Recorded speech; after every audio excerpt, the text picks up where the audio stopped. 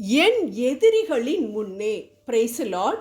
என்னுடைய எதிரிகளின் கண் முன்னே எனக்கொரு விருந்தினை ஏற்பாடு செய்கின்றீர்.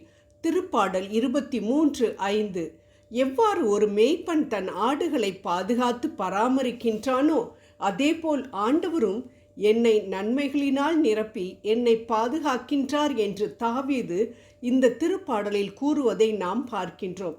ஆண்டவரை எப்பொழுதும் எனக்கு முன்பாக வைத்திருக்கிறேன், அவர் என் வலது பக்கத்தில் இருப்பதால் நான் ஒருபோதும் அசைக்கப்படுவதில்லை என்று திருப்பாடல் 16:8 தாவீது சொல்வதையும் பார்க்கின்றோம்.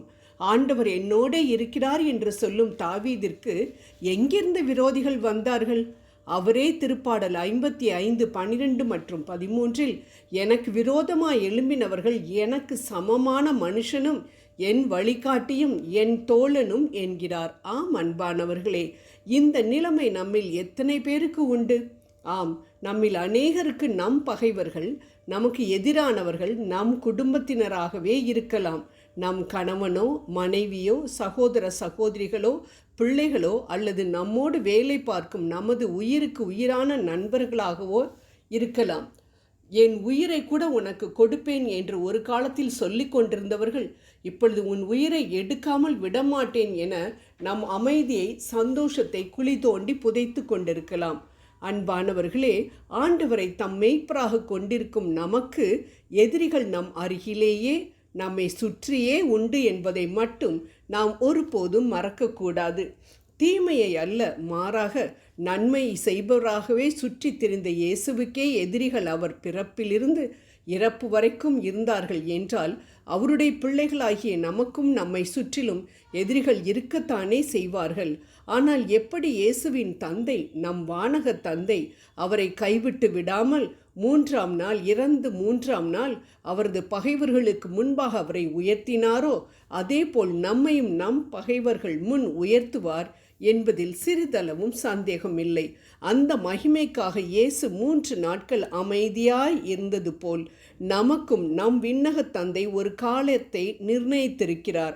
அந்த காலம் வரைக்கும் நம்மை எதிரிகளின் முன் உயர்த்துவதற்கு முன் அதுவரைக்கும் நாம் ஆண்டவரிடம் நம் எதிரிகளை ஒப்படைத்துவிட்டு அமைதியாக இருக்கும் பொழுது இயேசு கண்ட வெற்றியை நாமும் நிச்சயம் காண்போம் என்பதிலும் சந்தேகமில்லை.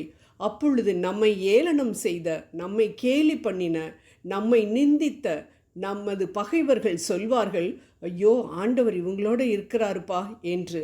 எவனை விழுங்கலாம் என சுற்றி திரிகிற பிசாசை போல நமக்கு எதிராக வெளியில் தெரியும்படியாக செயல்படும் எதிரிகள் நமக்கு இருக்கலாம்.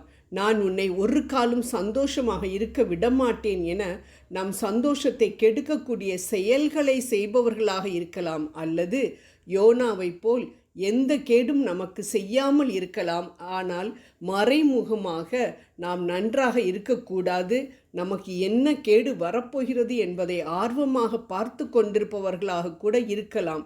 நம்மிடம் மிகவும் கரிசனையாக உங்களுக்கு போய் இப்படி நடந்துருச்சேங்க அப்படின்னு சொல்லி பாசாங்கு செய்துவிட்டு நம்மை விட்டு வெளியில் போகும் பொழுது இவங்களுக்கு இதுவும் வேணும் இன்னமும் வேணும், என்னம்மா ஆடுனாங்கப்பா, இப்போ தான் எனக்கு அல்வா சாப்பிட்டது மாதிரி இருக்கிறது என்று சொல்லிவிட்டு போகிறவர்களாகவும் இருக்கலாம். எப்படிப்பட்ட எதிரிகளாக இருந்தாலும் ஆண்டவர் மேல் நாம் நம்பிக்கை வைத்து அவரிடம் நம் எதிரிகளை கொடுத்து விட்டால் அவர் நம் எதிரிகளின் கண் முன்னே முதலாவதாக ஒரு விருந்தினை நமக்கு ஏற்பாடு செய்கின்றார். இரண்டாவதாக நம் தலையில் நறுமண தைலத்தை பூசுகின்றார். மூன்றாவதாக நமது பாத்திரம் நிரம்பி வழியும்படியாக நம்மை ஆசீர்வதிக்கின்றார் என இந்த திருப்பாடலில் நாம் வாசிக்கின்றோம். ஆம் அன்பானவர்களே, இப்பேற்பட்ட ஆசீர்வாதங்களே ஆண்டவர் நமக்கு கொடுக்க காத்திருக்கும் பொழுது நாம் ஏன் நம் எதிரிகளை குறித்து கலங்க வேண்டும், எதிரிகளை பார்த்து பயப்பட வேண்டும்? நமக்கு ஆண்டவர் கொடுக்க இருக்கும் ஆசீர்வாதங்கள் நம் எதிரிகளால் நிச்சயம் தடைப்படாது என்பதை மட்டும் நாம் ஞாபகத்தில் கொள்வோம். வெற்றி நிச்சயம். ஜெபம் செய்வோம்.